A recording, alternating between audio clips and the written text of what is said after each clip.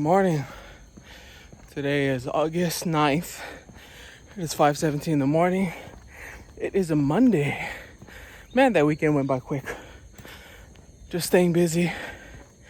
As busy as can be with COVID lockdown and just staying at home. But being as busy as can be. And yeah, happy to make these videos every morning. It's a way of reconfirming to myself, affirming to myself that I'm not a quitter. I can do it. I can be disciplined, self-disciplined, and do what needs to be done on a consistent basis. And every day I get a little bit of joy when I can count and I change the number at the bottom of this thumbnail. It goes up one day for the vlog, and it goes up one day for the date. And I love being out here. What will the future hold? I don't know. Will I still be making these videos in the future? I don't know. I hope so. Hope that I can keep this consistent as a way of looking back on my past self. A lot of times we don't know how to remember our past emotions. If I asked you, like, how did you feel last week Friday, 6 p.m., it's very likely that you can't tell me how you felt. And that's because we don't catalog our feelings. We catalog our actions every day.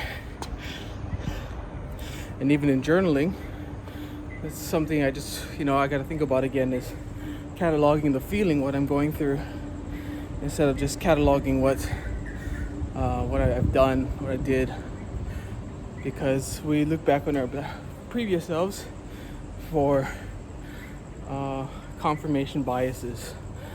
How did I feel back then will affect my decision of doing that action today.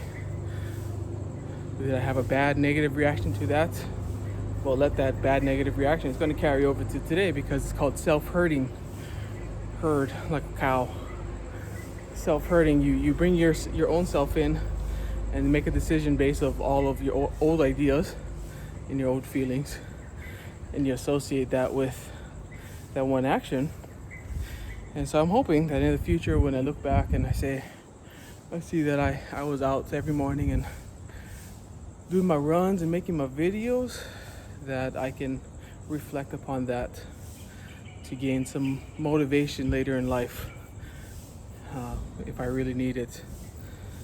And if not, then I enjoy making content, and I enjoy just talking in the morning to a camera, kind of just doing a mental dump, mental unloading of what's going on in my mind. And sometimes I look back on my thumbnails and I can look at my thumbnail and I can know exactly what I talked about that morning. Not all the time, but it does happen for me.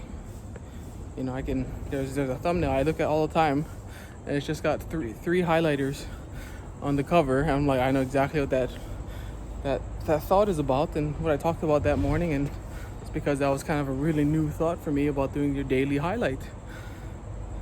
So the thought doesn't necessarily, I don't have to listen to the whole video. But if I'm in a state that I need just some picking up, maybe I will listen to the whole video. But I can just look at the thumbnail, because I put some thought into the thumbnail before I make it into what that thumbnail is going to reflect. What are some ones I can think off the top of my head? I remember making a thumbnail like on the first week or two about these shoes, and these shoes had these shoelaces untied. And I remember feeling at that moment that that's when I was running down the street over there and my shoes got untied. And I made an analogy for that and said sometimes we're in our sprint and we're hitting our flow, and we're going and going and going, and life throws us some hardships, like a marathon running with his shoes getting untied.